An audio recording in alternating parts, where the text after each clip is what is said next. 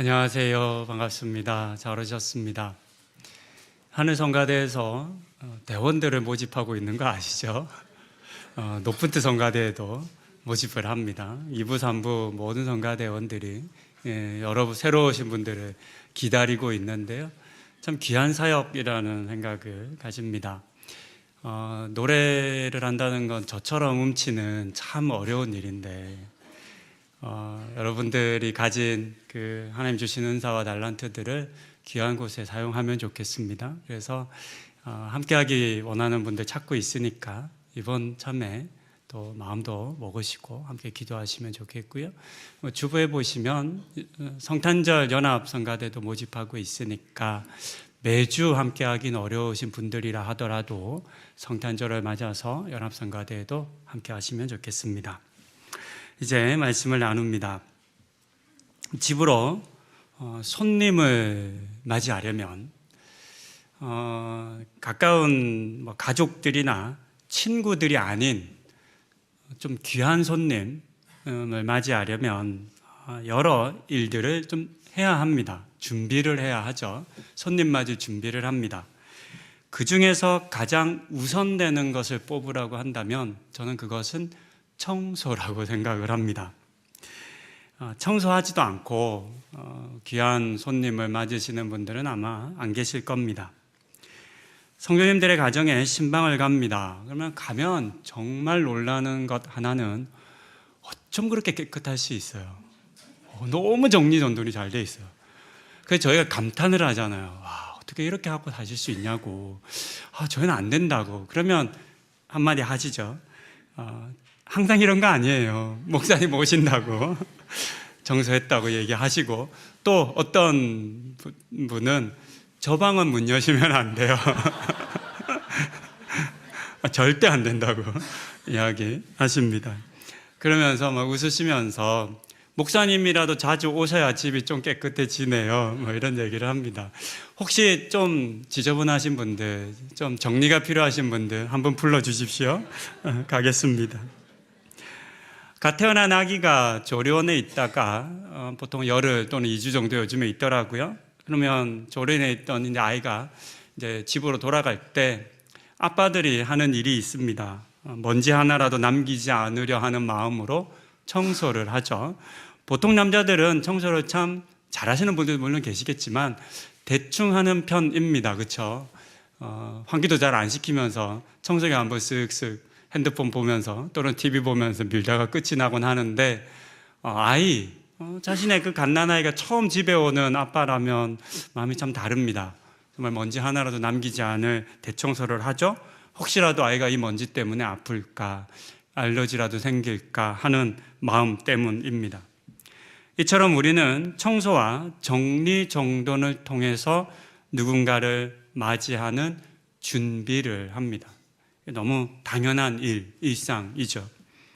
오늘은 우리의 삶에서 이루어져야 할 예수님을 맞이할 준비로서의 청소에 대한 이야기를 나누고자 합니다.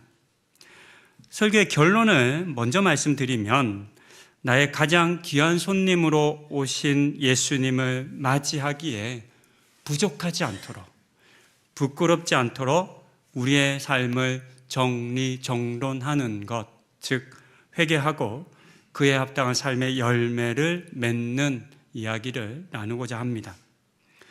보통 세례 요한은 이사야서 40장 3절 오늘의 본문에 인용된 말씀인데요.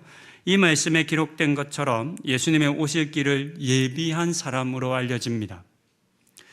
마태복음 1장 14절 그리고 요한복음 1장 29절 이후의 내용을 보면 세례 요한도 스스로 자신이 예수님의 오심을 예비하는 자로 부름받았다라고 하는 사실을 명확하게 알고 있었다는 것도 확인할 수 있습니다. 그 중에서 요한복음 1장 30절과 31절의 말씀을 한번 읽습니다. 내가 전에 말하기를 내 뒤에 오는 사람이 있는데 나보다 앞선 것은 그가 나보다 먼저 계심이라 한 것이 이 사람을 가리킴이라. 나도 그를 알지 못하였으나 내가 와서 물로 세례를 베푸는 것은 그를 이스라엘에 나타내려 함이라 하니라. 이처럼 요한은 예수님께서 이 땅의 죄인들을 용서하시고 구원하실 것을 기대하며 그가 오실 것을 준비하는 사람이었습니다. 사실은 우리는 모두 잘 알고 있습니다. 세례 요한 하면 예수의 오시기를 예비했던 사람이라고 우리는 쉽게 답할 수 있습니다. 그렇다면 이런 질문 한번 해볼 수 있을 것 같습니다. 도대체 요한은 무엇을 통해 예수님의 오실 길을 준비한 것일까요? 요한이 예수님의 오실 그 길을 준비하기 위해서 했던 일은 무엇일까요? 요한이 했던 가장 먼저의 일, 왜 무엇일까요? 저는 그 답을 회개라고 생각해 보았습니다.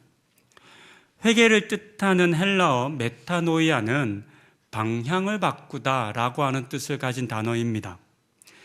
조금 의역해서 보면 왔던 길을 돌이켜 돌아가다 또는 사는 방식을 바꾸다 등과 같은 뜻으로도 해석합니다. 무엇보다 이 단어가 중요한 것은 행동의 변화, 가시적인 행동의 변화를 내포하고 있는 단어라는 사실입니다. 단순히 말만 하거나 또는 생각하는 것에 머물지 않고 행동으로 이어져야만 그것이 메타노이아, 즉 회개라 할 수 있습니다. 앞서도 질문한 것처럼 그렇다면 세례 요한은 어떤 회개를 한 것일까요? 그것에 대해서 함께 우리는 좀 찾아보아야 합니다. 세례 요한의 구체적인 회개의 모습은 뭔가? 1절은 요한이 유대 광야에 살았다라고 알려주고요. 4절은 그가 낙타 털 옷을 입었고 허리에 가죽띠를 띠었고 음식은 메뚜기와 섭청을 먹었다라는 것을 알려줍니다. 조금은 독특한 모습이죠. 일반적이지 않은 모습입니다. 요한은 왜 이런 모습으로 살기 시작한 것일까요? 어떤 사람들은 이 모습이 과거 선지자들의 모습과 닮아 있기 때문에 선지자를 따라 사는 것이다 라고 말하기도 합니다. 실제로 그런 점도 없지는 않았을 것 같습니다. 그렇다면 요한은 옛 선지자들처럼 되고 싶었던 것일까요? 나 이제부터 선지자 할래? 그런 마음으로 광야로 나아간 것일까요? 아니면 그들을 흉내낸 것일까요? 정말 선지자들의 모습처럼 하는 것이 그 모습을 그냥 흉내내는 것이 전부였을까요? 그렇지는 않은 것 같습니다. 우리가 세례 요한의 삶의 그 모습과 이야기를 잘 알고 있기 때문입니다. 뒤에 이어지는 세례 요한의 삶의 모습을 보면 그는 결코 선지자를 흉내낸 사람이 아니었다라는 사실을 우리는 알 수 있습니다. 저는 이와 같은 세례 요한의 모습, 즉 광야에 살고 낙타 털옷을 입고 보통 사람들 그 거칠게 잘 먹으려 하지 않는 메뚜기와 꿀 먹으면서 사는 것은 그것 자체가 세례 요한의 회개를 의미한다라고 볼 수 있다 생각했습니다. 이 이야기를 조금 더 살펴봅니다. 세례 요한의 아버지는 아비야 반열의 제사장인 사가랴였습니다. 어머니는 아론의 자손 엘리사벳이었죠.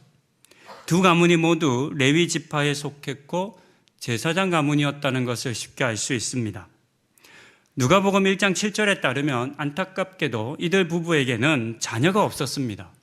그런데 나이가 많아 더 이상 아이를 가질 수 없게 되었습니다. 그런 그들에게 어느 날 천사 가브리엘이 나타납니다. 그리고 그들에게 아이 낳을 것을 약속해 줍니다. 이때 사가랴가 자신의 나이 많음을 들어서 그게 어떻게 이루어지겠습니까? 제가 벌써 나이가 이렇게 많습니다 라고 말을 하죠. 그러니까 하나님께서 사가랴의 입을 닫아서 말을 못하게 합니다.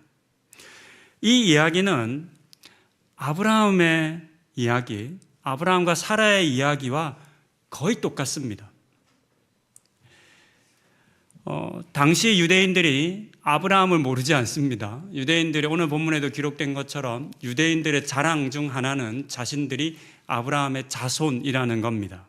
그러니까 아브라함의 자손인 것을 자랑했던 사람들이 아브라함에게 있었던 그 사건, 아브라함과 사라 사이의 사건, 이삭의 태어남의 사건은 모를 리가 없죠. 그렇다면 이 사가랴와 엘리사벳의 이야기, 그 사건을 볼 때 우리 조상 아브라함과 너무 유사한데? 라고 생각하기 마련입니다. 이 같은 유사성은 사람들로 하여금 이들이, 이 사가랴와 엘리사벳이 특별한 하나님의 은혜를 입고 있다라고 하는 사실을 생각할 수밖에 없는 그런 모습들입니다. 더하여 이와 같은 특별한 은혜 속에서 태어난 아이인 요한은 뭔가 하나님의 어떤 섭리 가운데 태어난 아이일 것이다 라고 하는 관심을 가졌을 겁니다. 누가복음 1장 59절 이후에 보면 이 태어난 아이의 이름을 짓는 장면이 나옵니다. 당시 유대 사람들이 이름을 짓는 방식, 그 학렬에 따르면 이 아이의 이름은 아버지의 이름을 따서 스가랴라고 해야 하는 상황이었습니다. 그렇게 이름을 지어야 하는데 엘리사벳이 아니다, 이 아이는 요한이다 라고 합니다. 왜냐하면 천사가 그 아이의 이름을 요한이라고 들려주었기 때문입니다. 근데 이거 안 된다고, 이렇게 이름 짓는 거 아니다 라고 하면서 사람들이 반대를 하죠. 그러면서 저 지금 말 못하고 있는 하나님의 뭔가 특별한 계시를 받은 사가랴한테 가서 한번 물어보자 라고 이야기합니다. 그러니까 천사들로부터 전에 들었던 사가랴도 마찬가지로 요한이라고 하는 이름을 이제 글에 써서 줍니다.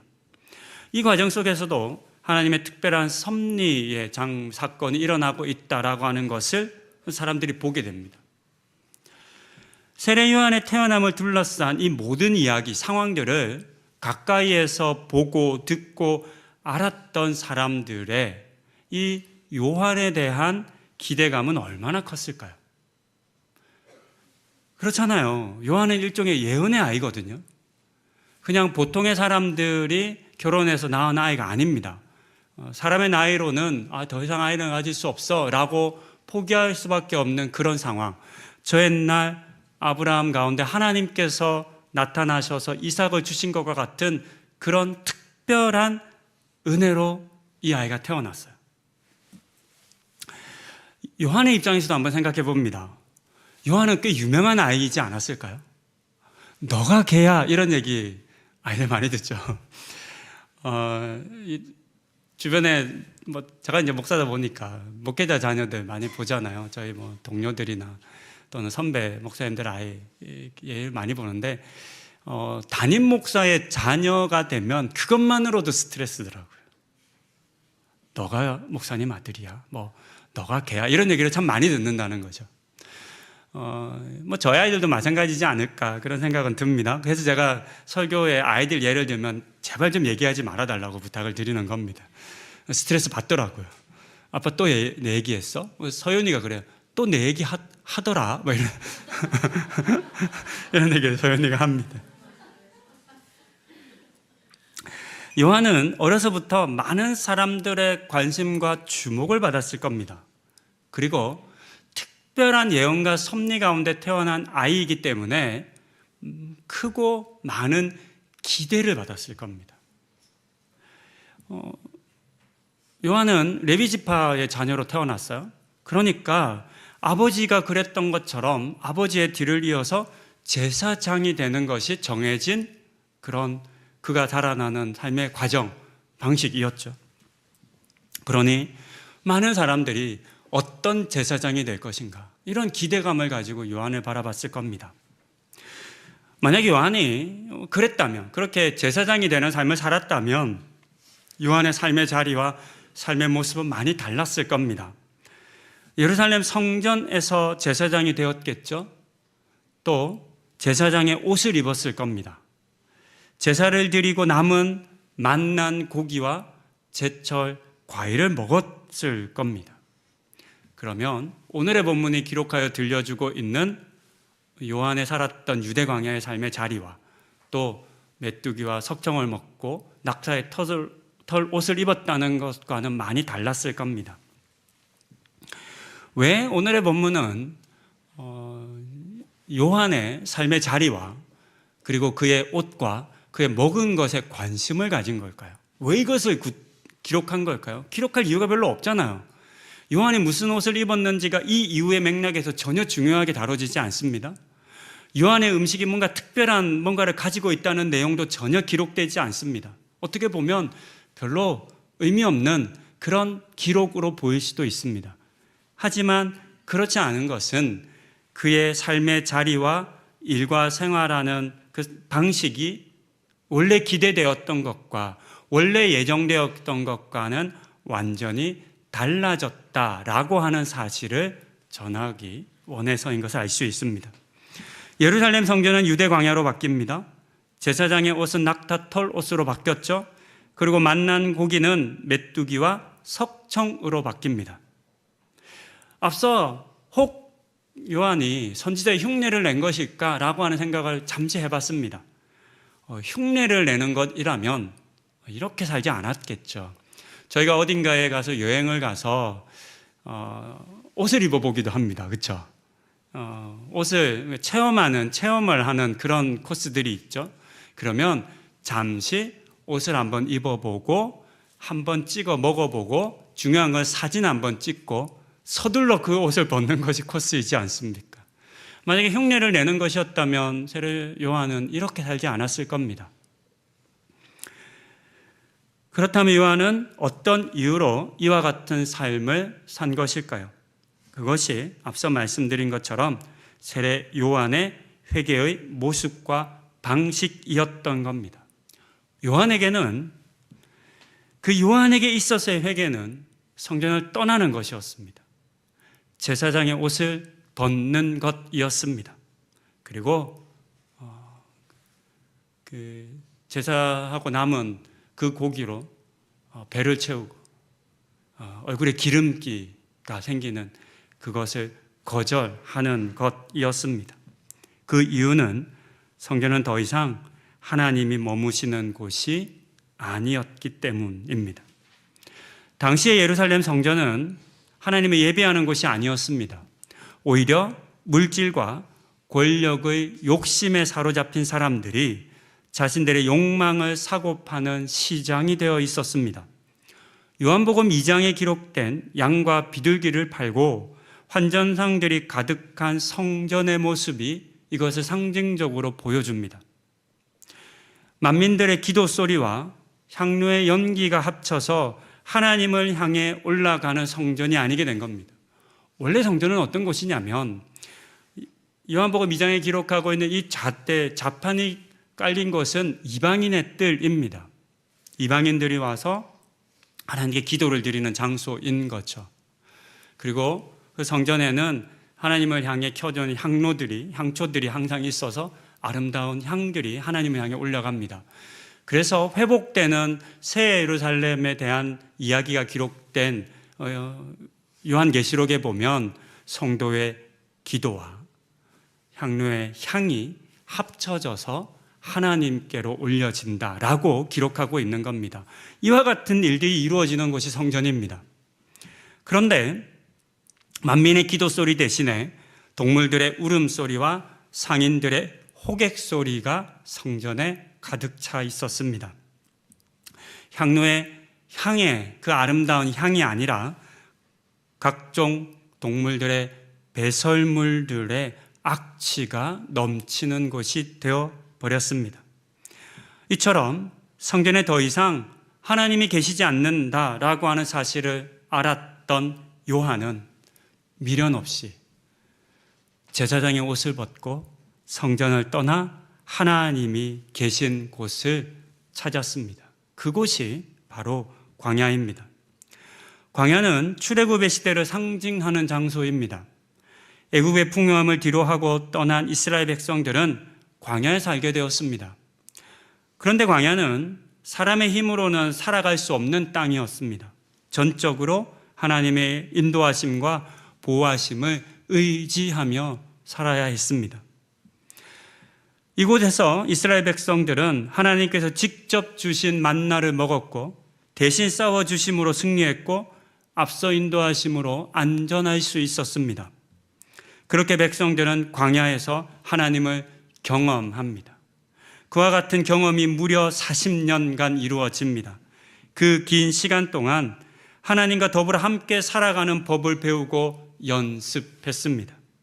이런 이유로 광야는 이스라엘 백성들에게 하나님을 만나는 곳, 하나님의 인도하심과 다스림이 있는 곳, 순종을 연습하는 곳이었습니다. 그만큼 특별한 장소였죠. 이런 특별한 장소로 요한은 나온 겁니다. 하나님 없는 성전을 떠나 하나님 계신 곳을 향해 나왔습니다. 그렇게 요한은 자신의 회개를 보여주었습니다. 그리고 수많은 이스라엘 백성들을 향해서 광야로 나아오라고, 그리고 이곳에서 회개하라 외치고 있는 겁니다. 인간의 욕망으로 덧칠해진 화려한 성전의 그 화려함에 빠져버린 이스라엘 백성들, 그 욕망에 눈이 멀어 하나님을 떠나 불순종하고 있음에도 불구하고 깨닫지 못하는 백성들을 향해 세례 요한은 무엇이 회개인지를 먼저 자신의 몸으로 보여준 겁니다. 그곳에 머물러서는 회개가 이루어질 수 없다라고 하는 것을 직접 보여주고 백성들을 향해서도 떠나라고, 돌아오라고 외친 것입니다. 이런 상상을 한번 해보았습니다. 성경을 읽을 때 상상이 중요하다는 말씀을 자주 드립니다. 요한이 삶의 자리와 모습과 방식을 하나도 바꾸지 않고서 유대 이스라엘 백성들을 책망하는 그런 상상입니다. 제사장의 옷을 입고, 그렇죠? 성전에 살면서 좋은 집에 살고, 또 당시 보면 그 제사장들이 대부분 살찌고 배가 불렀대요. 얼굴에 기름기가, 좋은 고기를 먹고 살았으니까. 우리가 이게 잘은 모르겠지만, 우리가 세례 요한을 본 적은 없으니까, 그런 한 가지는 좀 추측할 수 있잖아요. 유대 광야의 척박한 땅에서 거친 낙타 털 옷을 입고 또 메뚜기와 석청을 먹었던 세례 요한이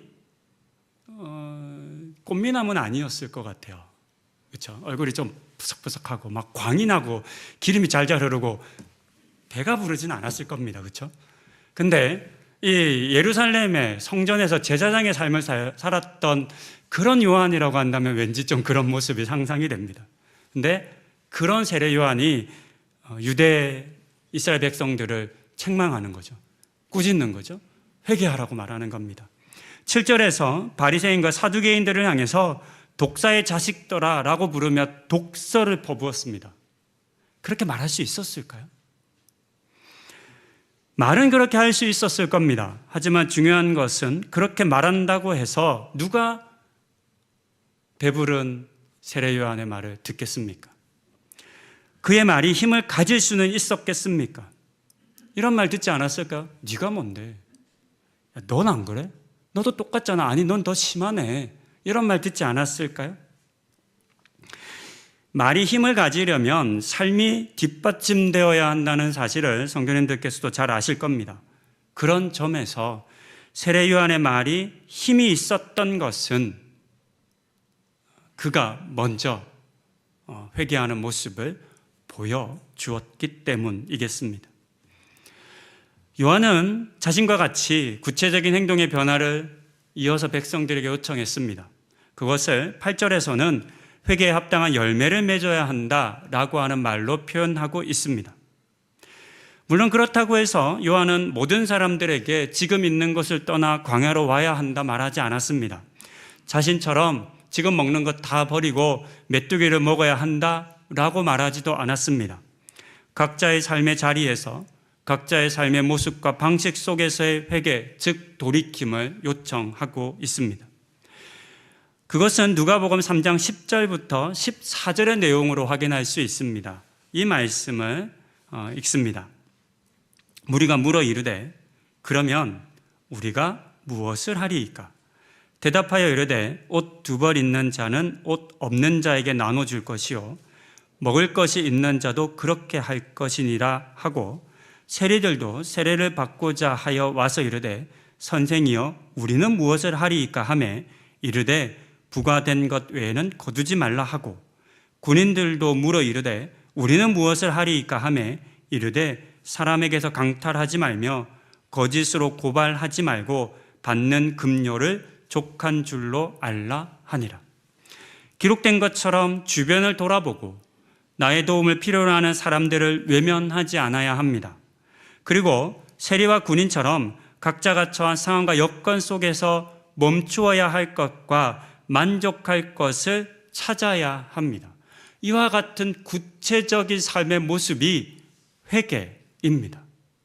세리에게는 부과된 것을 더 이상 걷지 않는 것이 회개의 열매입니다. 군인들에게는 당시 로마 군인들은 이스라엘 백성들을 착취하고 핍박했거든요. 그냥 와서 막 뺏어 갔거든요. 그렇게 강탈하지 말고 거짓말하지 말고 야, 너 충분히 많이 받고 있잖아. 그걸로 감사해. 이것이 회개입니다. 그렇다면 오늘 우리의 회개는 무엇이겠습니까? 여러분의 회개는 무엇이겠습니까? 본문 14절은 여기서 끝이 납니다. 방금 읽었던 본문은 끝이 나는데요. 사실 저는 이 본문은 계속 이어지는 본문이라고 생각을 합니다. 우리도 질문할 수 있잖아요. 오늘 본문에 이 방금 읽었던 본문에 보면 우리는 무엇을 하리이까? 라고 하는 질문을 세례 요한에게 하지 않습니까? 이 질문이 우리에게도 있어야죠. 나에게도 있어야 되지 않겠습니까? 나는 무엇을 하리이까? 라고 우리 하나님께 질문해 보아야 합니다. 그러면 저는 저에게 맞는 답을 얻을 거고 여러분들은 여러분들의 삶의 자리와 일과 관련된 그런 답을 얻겠죠.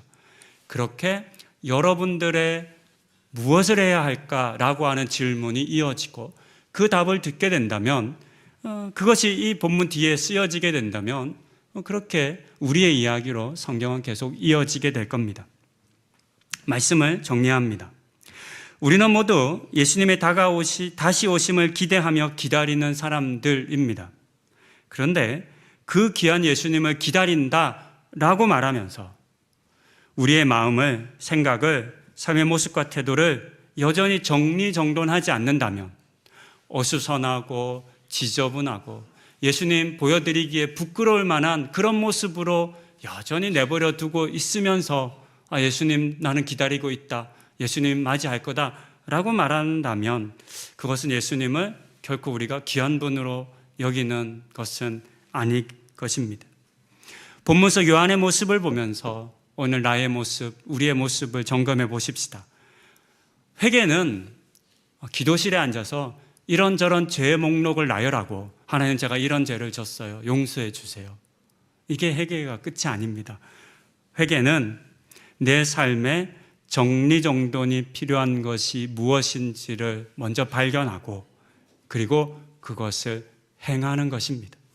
직장에서 일을 하시는 분들이라면 앞서 보았던 세리와 군인들을 향한 권면을 떠올리며 여러분은 어떤 적용을 해야 할지를 물어보십시오. 들으십시오. 가정이나 관계나 우리가 속해서 살아가는 지역과 사회 속에서의 나의 모습도 점검해 보십시다. 그렇게 다시 오실 예수님에게 보여드리기에 부끄러운 것들이 혹 있다면 그런 나의 삶의 모습들, 더러움들, 부족함들을 하나씩 정리정돈하시며 다시 오실 우리 주님을 맞이할 준비를 하시는 우리 성도님들 다 되시기를 권면드립니다. 기도하시겠습니다. 하나님, 오늘의 본문에서 세례 요한은 사람들을 향해서 회개하라 라고 외친 사람만이 아니라 먼저 하나님 없는 성전을 떠나고 제사장의 옷을 벗고 그 먹을 것을 바꾸는 자신의 회개를 이루었던 것을 우리가 보았습니다. 하나님, 이 같은 돌이킴과 회개가 또 정리정돈과 청소가 우리에게도 필요하지 않습니까? 다시 오실 주님을 기대하는 이때에 대림절을 앞두고 우리의 삶을 돌아보게 하여 주시옵소서. 그리고 나는 어떻게 해야 합니까? 나는 무엇을 해야 합니까? 라고 묻게 하시고 그 질문 속에 하나님 응답하여 주시고 그것을 행하는 믿음과 용기 허락하여 주시옵소서. 이 같은 과정을 통해서 다시 오실 주님을 맞이할 준비를 하는 우리 성도님들 다 되는 은혜 주시기를 간구드립니다. 이 모든 말씀 우리 주 예수 그리스도의 이름으로 기도드립니다. 아멘.